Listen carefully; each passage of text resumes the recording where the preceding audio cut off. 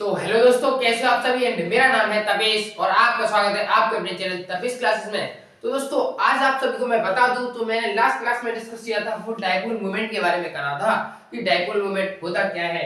And dipole moment के बारे में हमने बहुत कुछ जानकारी प्राप्त की थी। जैसे अब मैंने आपको बताया था कि डायपोल मोमेंट क्या होता है, ये कौन सी क्वांटिटी होती है और इसकी शुरुआत जो होती है कहीं ना कहीं बॉन्ड से होती है, ये मैंने बताया था। और इसकी ऐसा यूनिट और सीजीएस यूनिट के बारे में बहुत कुछ बताया था। तो आज जो हम स्टार्ट करेंगे वो करेंगे एप्लीकेशन ऑफ डायपोल मोमेंट। जो डायपोल मोमेंट के जो एप्लीकेशन है उनके बारे में डिस्कस करेंगे। अब इसके बहुत से एप्लीकेशन है, इनके बारे में डिटेलाइज पढ़ेंगे, कुछ एप्लीकेशन के बारे में पढ़ेंगे। तो सबसे पहला जो एप्लीकेशन आता है वो आता है कि डायपोल मोमेंट का कि कोई मॉलिक्यूल यदि पोलर है या नहीं है, कि पोलर है या नॉन पोलर है। एंड सेकंड जो एप्लीकेशन आता है वो आता है calculate percentage of ionic character, कि परसेंटेज ऑफ आयनिक कैरेक्टर। तीसरा जो आता है वो आता है सिस एंड ट्रांस, जो कि बहुत ज्यादा इंपॉर्टेंट है कि सिस का डायपोल मोमेंट कितना होता है एंड ट्रांस का डायपोल मोमेंट कितना होता है। तो सबसे पहले हम पढ़ते हैं पोलर एंड नॉन पोलर के बारे में कि यदि मॉलिक्यूल कोई पोलर है तो किस हद तक पोलर है, और पोलर है तो क्यों है पोलर। यदि कोई सब्सटेंस नॉन पोलर है तो नॉन पोलर क्यों है। इधर थोड़ा ध्यान से देखिएगा, इधर जो कुछ मॉलिक्यूल लिखे हैं ये कुछ ऊपर वाले जो मॉलिक्यूल हैं वो पोलर हैं एंड नीचे वाले जो कुछ मॉलिक्यूल लिखे हैं वो नॉन पोलर है। तो सबसे पहले ये डिस्कस करते हैं कि ये पोलर है तो क्यों है पोलर, और ये नॉन पोलर है तो क्यों है पोलर नॉन पोलर। तो थोड़ा ध्यान से समझिएगा। सबसे पहले जो आपके पास जो मॉलिक्यूल दिया है वो है HCl। तो इसके बारे में पढ़ते हैं, ये पोलर है तो क्यों है। तो थोड़ा ध्यान से देखिएगा, इसकी स्ट्रक्चर को देखिएगा, ये कहीं HCl कुछ ऐसे करके है। ये पोलर है तो क्यों है, क्योंकि इधर देखिएगा ये जो एटम है H और Cl, इन दोनों की इलेक्ट्रोनेगेटिविटी को थोड़ा देखिएगा। यहाँ पे जो गेम जो प्ले करता है वो सबसे ज्यादा जो गेम प्ले करने वाला है वो है इलेक्ट्रोनेगेटिविटी। क्यों, क्योंकि इलेक्ट्रोनेगेटिविटी होगा। जब देखिएगा यहाँ पे H और ये Cl बन रहा है, ये कहीं ना कहीं बॉन्ड जो बना होगा उनके बीच में दो इलेक्ट्रॉन होंगे। अब देखिएगा कि यहाँ पे जो दो इलेक्ट्रॉन है, Cl चाहेगा कि मैं इलेक्ट्रॉनों को खींचूं और H चाहेगा कि मैं इलेक्ट्रॉनों को खींचूं, पर लेकिन हमें पता है कि Cl की इलेक्ट्रोनेगेटिविटी ज्यादा होने के कारण Cl अपनी तरफ इलेक्ट्रॉनों को खींचेगा। इसके कारण यहाँ पे पार्शियली नेगेटिव आएगा और यहाँ पे पार्शियली पॉजिटिव आएगा। अब थोड़ा ध्यान से देखा, वेक्टर के हिसाब से टोटल जो डायपोल मोमेंट जाएगा वो उधर की साइड जाएगा, मतलब कुछ ना कुछ डायपोल मोमेंट हो रहा है। कोई एक दूसरे को कैंसिल आउट कोई भी एक दूसरे को कैंसिल आउट कुछ भी नहीं कर रहा है। इसका मतलब ये पोलर है। क्यों, क्योंकि इन दोनों की इलेक्ट्रोनेगेटिविटी में डिफरेंस है, इसलिए ये पोलर है, अन्यथा ये नॉन पोलर होता है। यदि मैं आपको दो मॉलिक्यूल दूं, ये कोई मॉलिक्यूल दूं A2, अब इस मॉलिक्यूल को थोड़ा ध्यान से देखिएगा। जब मैंने A और A ऐसे करके बनाया तो इसमें हमें पता पड़ रहा है कि अब A ये है तो ये भी A है। यदि इसकी इलेक्ट्रोनेगेटिविटी जितनी होगी उतनी ही इलेक्ट्रोनेगेटिविटी इसकी होगी, तभी ये बॉन्ड यहाँ पे बना होगा। तो ये इधर खींचेगा अपनी तरफ और ये वाला इधर खींचेगा इलेक्ट्रॉनों को। यहाँ पे पार्शियली नेगेटिव आएगा, यहाँ पे पार्शियली नेगेटिव आएगा, यहाँ पे पार्शियली पॉजिटिव आएगा, यहाँ पे पार्शियली पॉजिटिव आएगा। अब ये कुछ ऐसे खींच रहे हैं, जैसे ध्यान से देखिएगा, वो वाला इधर खींच रहा है और ये वाला इधर खींच रहा है, तो एक दूसरे को कहीं ना कहीं कैंसिल आउट कर देंगे, इसलिए इसका डायपोल मोमेंट जीरो। पर लेकिन ये किस वाले का होगा, ये नॉन पोलर की तरफ होगा।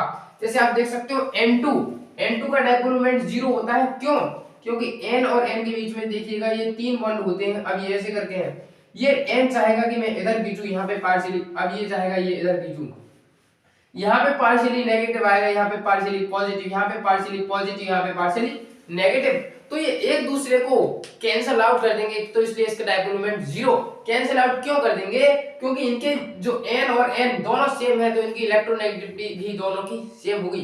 तो इसलिए जब भी मॉलिक्यूल दिया होगा यदि वो दोनों सेम है, मैं केवल डाई की बात कर रहा हूं, दो की, यदि वो दोनों मॉलिक्यूल सेम है बिना लोन पेयर के, इनके पास तो लोन पेयर होते हैं बट दोनों के पास सेम है, सबकी इलेक्ट्रोनेगेटिविटी सेम है, सब कुछ सेम है, तो इसका डायपोल मोमेंट जीरो होगा। तो डायपोल मोमेंट जीरो, तो कहीं ना कहीं हम कह सकते हैं कि पोलर का mu not equal to zero. तो यहाँ पे कह सकते हैं mu not equal to zero, polar का कुछ ना कुछ डायपोल मोमेंट होता है। पोल बन रहे हैं तो इसका मतलब डायपोल भी होगा। अब इसका देखिएगा कि नॉन पोलर, ये नॉन पोलर है। सबसे पहले एग्जांपल CO2 नॉन पोलर है तो क्यों है। सबसे पहले यहाँ पे देखिएगा, कहीं ना कहीं यहाँ पे गेम जो प्ले करता है वो सबसे ज्यादा प्ले करने वाला जो टॉपिक है वो कहीं ना कहीं CO2 कि जब CO2 जो है नॉन पोलर है तो H2O पोलर क्यों है? यहाँ पे देख सकते हो H2O पोलर है जो कि CO2 नहीं है। क्यों? क्योंकि यहाँ पे जो गेम प्ले करता है वो करता है हाइब्रिडाइजेशन।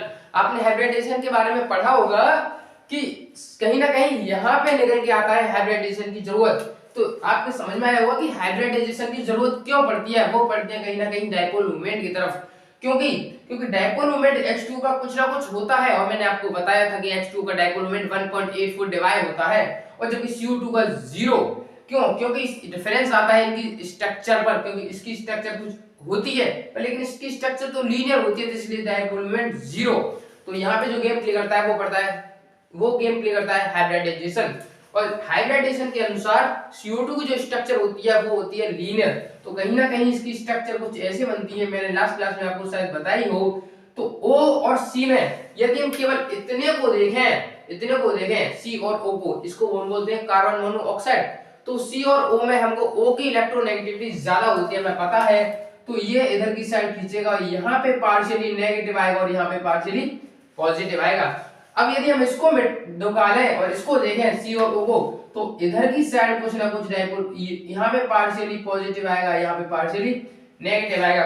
अब देखिएगा कि एक खींच रहा है उधर और एक खींच रहा है इधर, ये भी ऑक्सीजन है ये भी ऑक्सीजन है, दोनों की इलेक्ट्रोनेगेटिविटी सेम है, तो एक दूसरे को कैंसिल आउट कर देंगे, तो म्यू इक्वल टू 0। तो हम कह सकते हैं जो नॉन पोलर जो मॉलिक्यूल होते हैं उनका म्यू कितना होता है? डायपोल मोमेंट 0 होता है। अब देखिएगा इनकी जरूरत क्यों पड़ती है कि पोलर है, तो पोलर का क्या मतलब है? पोलर है तो इसका मतलब हमें इमेज समझिएगा कि पोलर आपने पढ़ा होगा कि NaCl को, यदि NaCl होता है, यदि NaCl वाटर में डिसॉल्व हो जाता है, जबकि केरोसिन जो होता है, केरोसिन को यदि आप पानी में डुबाओ तो पानी में मिलता नहीं है। क्यों? क्योंकि केरोसिन और वाटर पोलर होता है और वो नॉन पोलर होता है। तो आपने क्लास 10th स्टैंडर्ड में 11th स्टैंडर्ड में एक रूल पढ़ा होगा, लाइक डिसॉल्व लाइक। ध्रुवीय बोलता है, अध्रुवीय बोलता है, यानी कि पोलर में घुलेगा, नॉन पोलर में घुलेगा।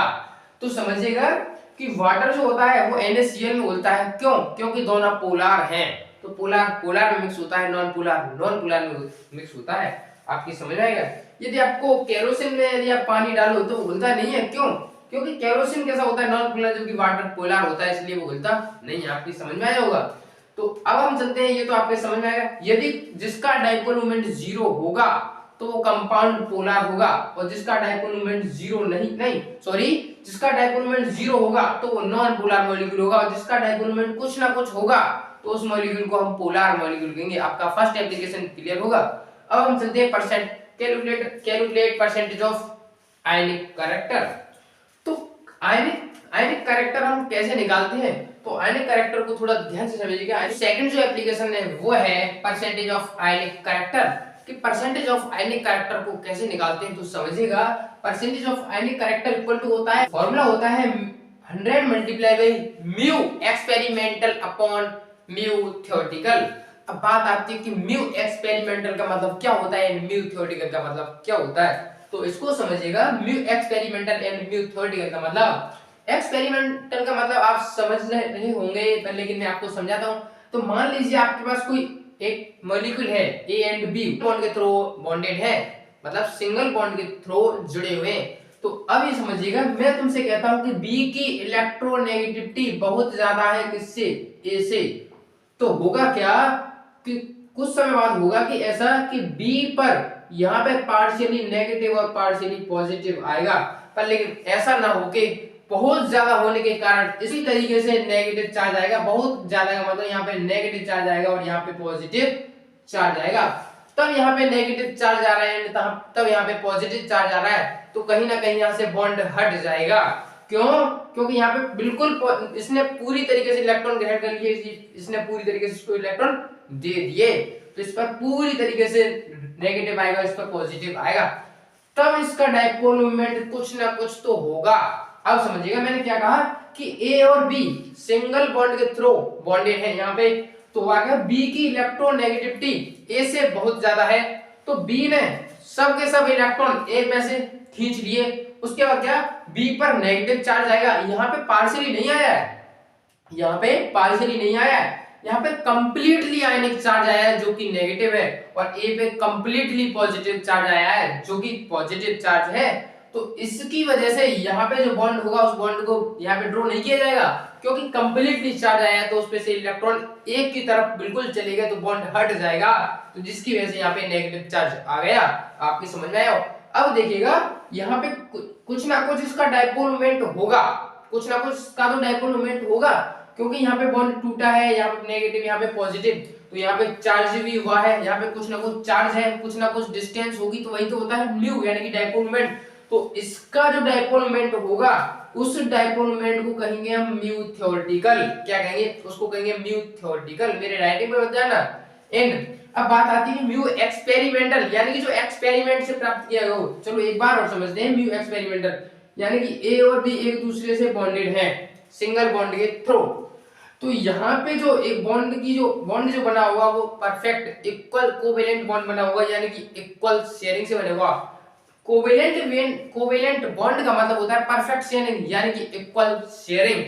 तो यहाँ पे क्या हुआ होगा कि बी की इलेक्ट्रोनेगेटिविटी मानो कुछ ज्यादा है, तो यहाँ पे पार्शियली नेगेटिव आएगा, पार्शियली पॉजिटिव, कुछ ना कुछ डायपोल मूवमेंट होगा।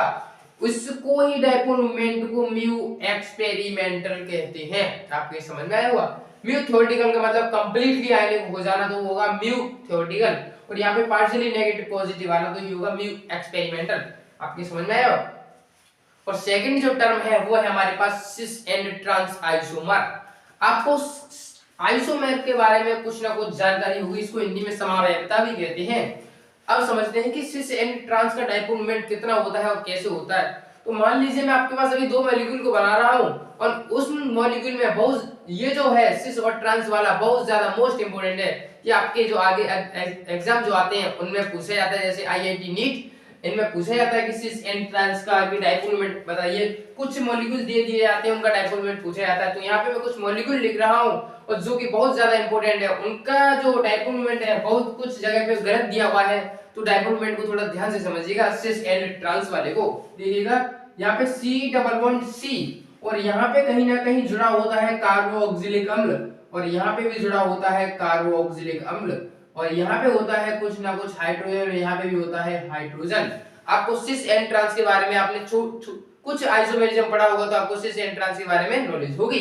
एंड इसको तो हम बोलते हैं सिस। मैं आपको बताता हूँ अभी, और मैं एक और मॉलिक्यूल बनाता हूँ, यहाँ पे बनाता हूँ COOH, और यहाँ पे बनाता हूँ COOH, यहाँ पे बनाता हूँ हाइड्रोजन, और यहाँ पे बनाता हूँ हाइड्रोजन। तो सबसे पहले हम जानते हैं सिस एंड ट्रांस के बारे में। तो देखिएगा सिस एंड ट्रांस क्या होता है। जब सेम ग्रुप सेम साइड होते हैं तो उसको बोलते हैं सिस। क्या कहा मैंने? जैसे ये एक ग्रुप है, क्या है? कार्बोक्सिलिक अम्ल, और ये भी एक कार्बोक्सिलिक अम्ल, ये सेम साइड है, सेम ग्रुप है, और दोनों सेम साइड है। जब सेम ग्रुप सेम साइड होते हैं तो उस मॉलिक्यूल को बोलते हैं सिस आइसोमेरिज्म, तो इसको बोलेंगे सिस। और जब सेम ग्रुप अपोजिट साइड होते हैं, देखिएगा ये जो ग्रुप है और ये ग्रुप दोनों सेम ग्रुप है बट अपोजिट साइड है, तो उसको बोलते हैं हम ट्रांस। आपको समझ में आया होगा? तो इस वाले मॉलिक्यूल को बोलेंगे हम ट्रांस। इसको क्या बोलेंगे? ट्रांस।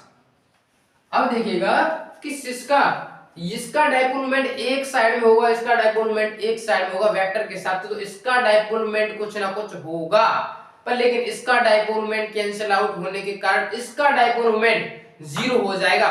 पर लेकिन मैं आपको बता दूं, इस वाले ये जो एक एसिड है इसको बोलते हैं फुमेरिक एसिड। क्या बोलते हैं? फुमेरिक एसिड, फुमेरिक एसिड। और इसको बोलते हैं मैलिक एसिड। क्या बोलते हैं?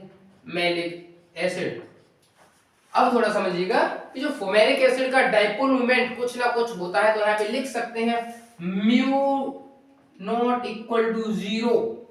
इस सिस वाले में आपके पास यदि कोई भी सिस आइसोमेरिज्म में सिस मॉलिक्यूल दिया होगा तो उसका डायपोल मोमेंट कुछ ना कुछ होगा। ट्रांस का डायपोल मोमेंट एक दूसरे को कैंसिल आउट करने की वजह से डायपोल मोमेंट 0 होना चाहिए था, पर लेकिन ये एक फुमेरिक एसिड नहीं है कि मैलिक एसिड एक ऐसा मॉलिक्यूल है इसका डायपोल मोमेंट 0 नहीं होता। अब इसका डायपोल मोमेंट 0 क्यों नहीं होता, बात ये आती है। बट ट्रांस का डायपोल मोमेंट 0 होता है, पर लेकिन मैलिक एसिड का डायपोल मोमेंट 0 नहीं होता है। इस बात को थोड़ा ध्यान से, इसका जो कार्ड जाता है वो जाता है 2,3D पर। अब समझते हैं कि ट्रांस का डायपोल मोमेंट मैं आपको बता दूं, सिस का जो डायपोल मोमेंट होता है वो म्यू नॉट इक्वल टू 0 होता है। पर लेकिन ट्रांस का dipole moment mu equal to 0 होता है, पर लेकिन इस वाले का डायपोल मोमेंट 0 नहीं है। मैं आपको भी मॉलिक्यूल और बना रहा हूं तो उनको देखिए, उनका डायपोल मोमेंट 0 होता है ट्रांस का, पर लेकिन सिस का डायपोल मोमेंट 0 नहीं होता है। अब देखिए मॉलिक्यूल दिए हुए हैं, इनका नाम है डाइक्लोरोएथिलीन। अब बात आती है कि इनका डायपोल मोमेंट कितना होता है। सबसे पहले मैं आपको पूछता हूं कि ये जो मॉलिक्यूल है सिस है या ट्रांस है। मैंने आपसे भी क्या कहा था कि सेम ग्रुप यदि सेम साइड होते हैं तो उसको सिस बोलते हैं। ये सेम ग्रुप है Cl और Cl, यानी कि इधर भी देख सकते हो हाइड्रोजन हाइड्रोजन, तो ये सेम साइड है तो इसको बोलेंगे सिस। तो इस वाले को बोलेंगे सिस डाइक्लोरोएथिलीन। और ये अपोजिट साइड लगे हैं तो इसको बोलेंगे ट्रांस। क्या बोलेंगे? ट्रांस। इसको बोलेंगे ट्रांस डाइक्लोरोएथिलीन। तो मैंने आपको बताया था सिस का डायपोल मोमेंट कुछ ना कुछ होता है, तो इसका म्यू इक्वल टू इसका होता है 1.90 डिवाइड, पर लेकिन मैंने आपको क्या कहा था, ट्रांस का डायपोल मोमेंट 0 होता है, तो ट्रांस का म्यू इक्वल टू 0 इसका होता है म्यू इक्वल टू 0। बट मैं आपको बता रहा हूं ये जो केस है, ये केस आप याद कर लेना कि मैलिक एसिड का डायपोल मोमेंट कुछ ना कुछ होता है, पर लेकिन फुमेरिक एसिड का डायपोल मोमेंट, इन दोनों का डायपोल मोमेंट 0 नहीं होता, पर लेकिन ट्रांस का ज्यादातर डायपोल मोमेंट 0 होता है, पर लेकिन कुछ कुछ केस बन जाते हैं जिसमें डायपोल मोमेंट ट्रांस का 0 नहीं होता। कुछ कुछ केस बनते हैं, पर लेकिन सबका ज्यादातर जो ट्रांस का डायपोल मोमेंट 0 होता है। तो मेरे हिसाब से आपको polar and non polar and percentage of ionic character and cis and trans isomerism, तो इनके डायपोल मोमेंट के बारे में आपको कुछ ना कुछ नॉलेज मिली होगी। तो दोस्तों यदि वीडियो अच्छी लगी तो वीडियो को लाइक करें, चैनल को सब्सक्राइब करें। धन्यवाद दोस्तों।